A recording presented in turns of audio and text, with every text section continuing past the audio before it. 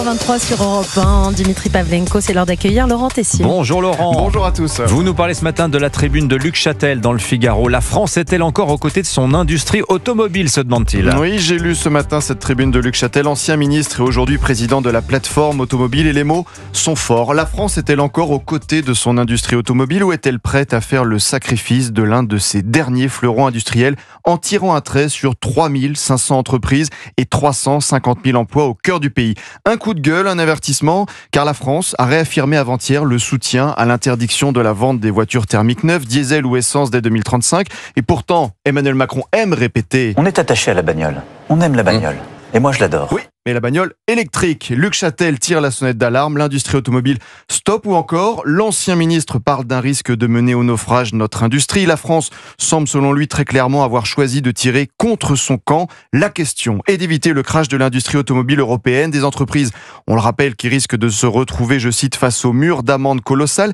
Et ce n'est pas le premier avertissement. Je me souviens de l'audition à l'Assemblée nationale de Lucas Demeo, l'ancien patron de Renault en février. Vous savez, tout le passage électrique, c'est pas moi qui ai décidé ça, c'est l'Europe, c'est vous qui avez voté. Maintenant, on arrive à 10 ans de l'échéance et on voit que c'est dur. Luc Chatel fait le constat dans sa tribune dans le Figaro ce matin. Personne ne comprendrait que le gouvernement français ne soit pas aux côtés de ses industriels. Une autre réalité, le consommateur est tout sauf au rendez-vous du tout électrique. L'ancien ministre en avait parlé il y a plusieurs mois au Sénat. Je crains que nos dirigeants européens, en 2022, aient un peu oublié le consommateur final. Ce que nous avions craint, se dire finalement le pire serait que nous fassions des transformations, les investissements, que nous ayons les voitures, mais que nous n'ayons pas les clients. Nous y sommes. Et l'explication est très simple. Une voiture électrique coûte entre 30 et 50% plus cher qu'une voiture thermique. Et pourtant, que disait le commissaire européen Stéphane Séjourné il y a plusieurs mois ?